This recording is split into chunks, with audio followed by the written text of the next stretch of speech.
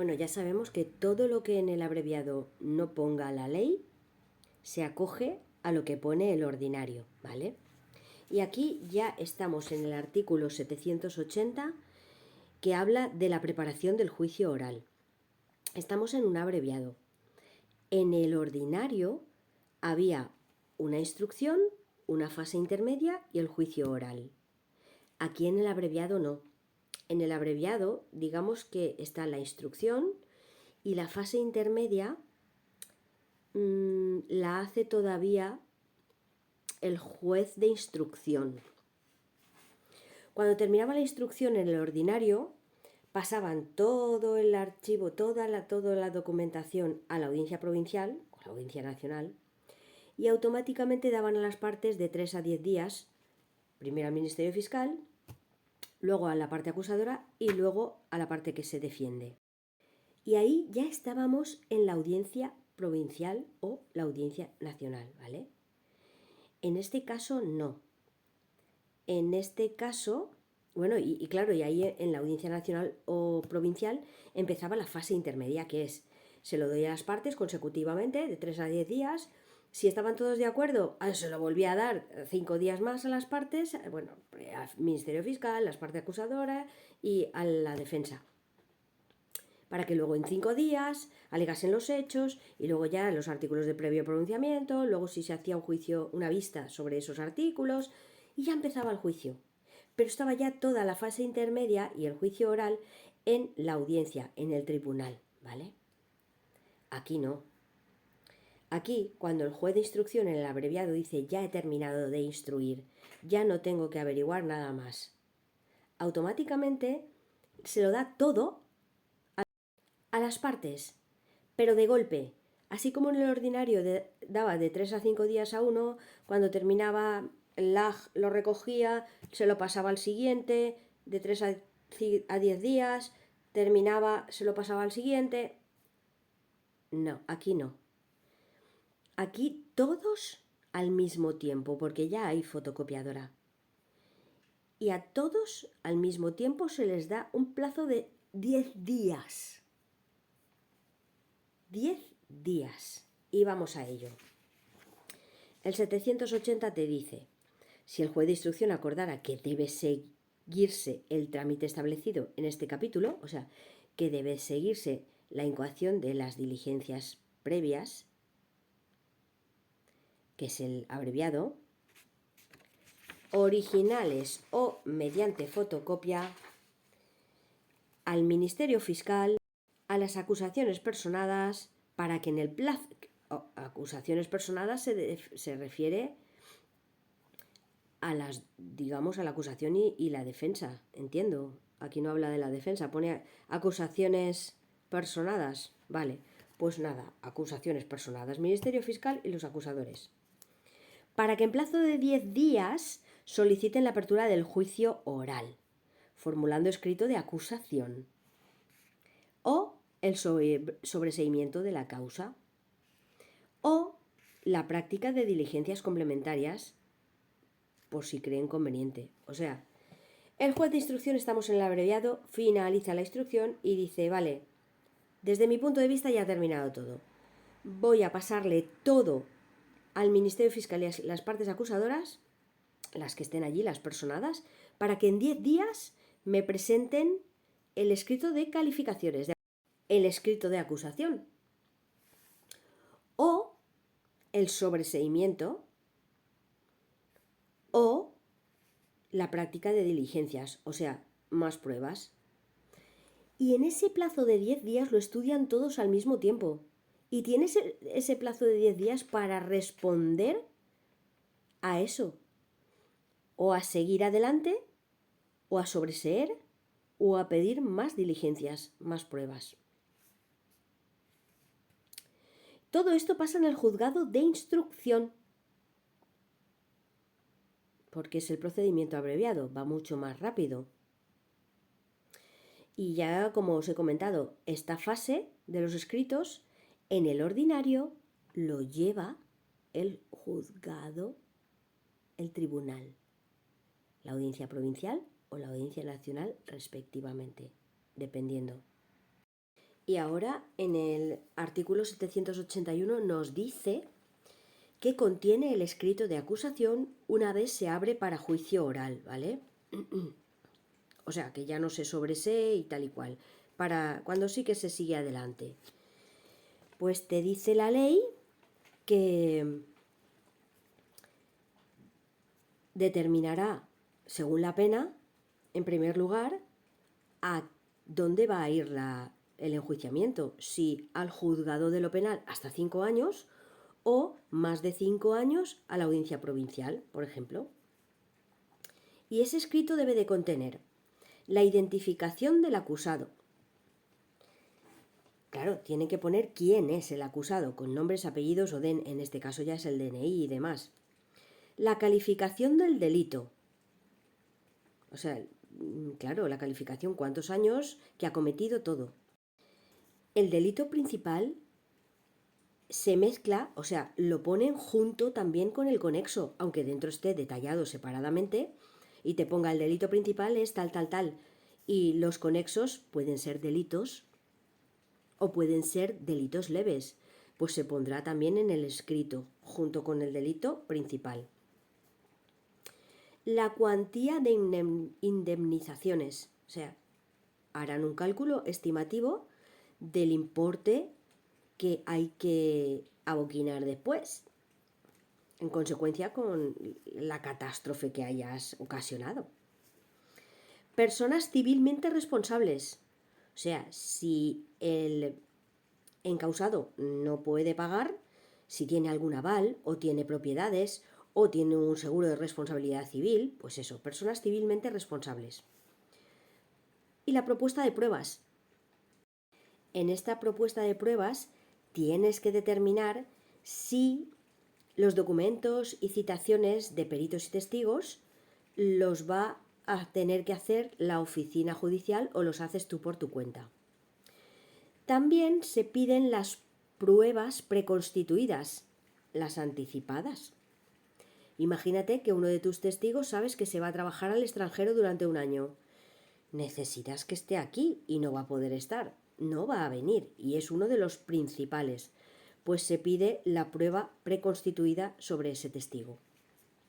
Y también, por último, la adopción, modificación o suspensión de medidas privativas de libertad o medidas cautelares que consideres importantes de realizar. Todo eso en el escrito de acusaciones.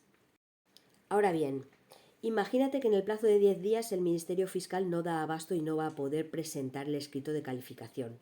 Pues cabe la posibilidad de que le pida una prórroga al juez de instrucción.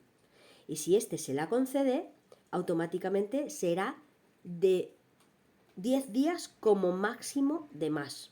O sea, te da 10 días, pides prórroga y te concede hasta un máximo de 10 días más. Por otro lado, otra cosa que puede suceder es que no pida prórroga, pero no presente el escrito de acusación en tiempo. ¿Qué pasa aquí? Pues que el juez de instrucción acude al jefe superior jerárquico de ese fiscal para decirle que tiene 10 días su fiscal para presentar el escrito de acusaciones, además de justificar los motivos por los cuales no lo ha presentado en tiempo y no ha pedido prórroga, si es que no podía.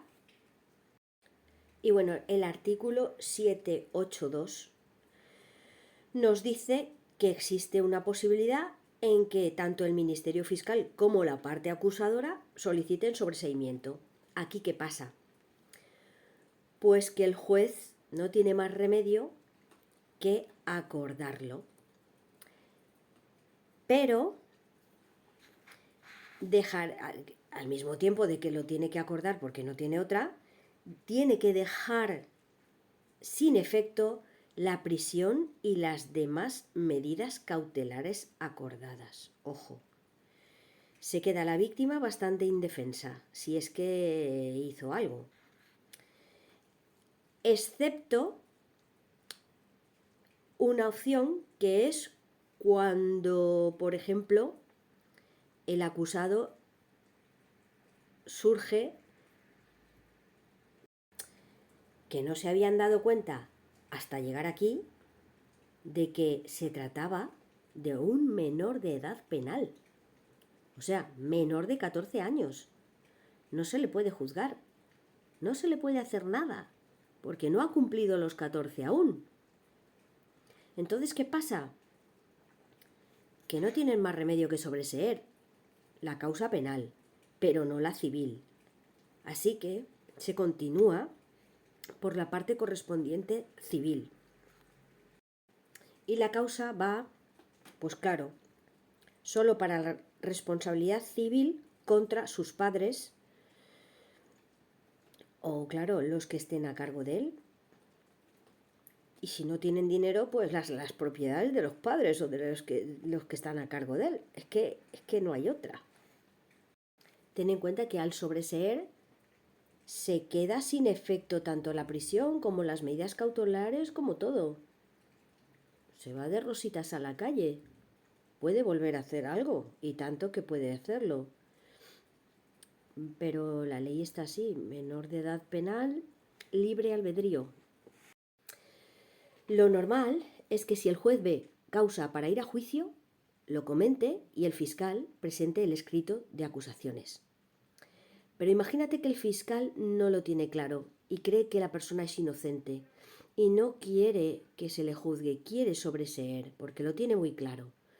Sin embargo, el juez dice, esta persona como no ve los indicios de criminalidad, ¿cómo no lo puede ver? Yo no me quedo tranquilo en soltarlo, porque si sobreseo, se va a escapar, va a volver a delinquir y me lo voy a ver aquí, pero con más gravedad. Hay parte acusadora que no ha venido. La otra opción es que no haya parte acusadora. Si hay parte acusadora que no ha venido, le presenta toda la causa, le comenta que se va a sobreseer y a archivar y que tiene un plazo de 15 días si estima que no se debe hacer.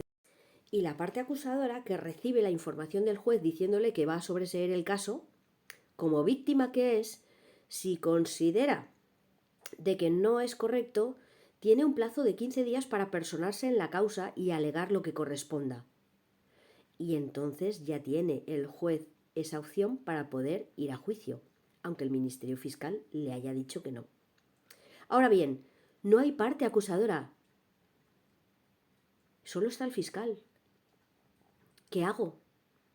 Pues muy fácil, te vas al superior jerárquico de ese fiscal y le comentas la situación exponiéndole que le das un plazo, en este caso de 10 días, para que por favor alegue lo que crea oportuno. Si debe de acusar, que presente el escrito de acusación, y si no, pues si dice que sobresee, pues tendrá que sobreseer, no hay otra. Y ahora el artículo 783 nos dice que si las acusaciones se refiere al Ministerio Fiscal o a la parte acusadora privada o particular, si acusan, automáticamente el juez no tiene más remedio que abrir el juicio oral. O sea, acuerda la apertura del juicio oral. Pero si no acusan y no consigue ninguna acusación por las dos partes, como hemos visto anteriormente, no tiene más remedio que sobreseer. Ahora bien, imagínate que las partes acusan, uno de las dos acusa, pero el juez tiene súper claro que la persona es inocente. Lo tiene muy claro. Y quieren llevarle a juicio. Y quieren determinar que las pruebas que no están tan claras lo enjuicien. Y piden prisión. Pues en esos casos el juez podrá, no quiere decir que lo haga siempre, pero podrá, tiene la opción de archivar, sobreseer y olvidarse. ¿Qué dos casos son? Pues el que considera que no es un delito, si el juez lo considera, no. ¿Cómo quieres acusarle si esto no es delito? Yo me conozco el Código Penal. Esto no es delito. Esa es una opción. Y la otra, cuando no hay suficientes indicios o no existen indicios racionales de criminalidad sobre esa persona. A lo mejor hay otros que parecen más delincuentes que él.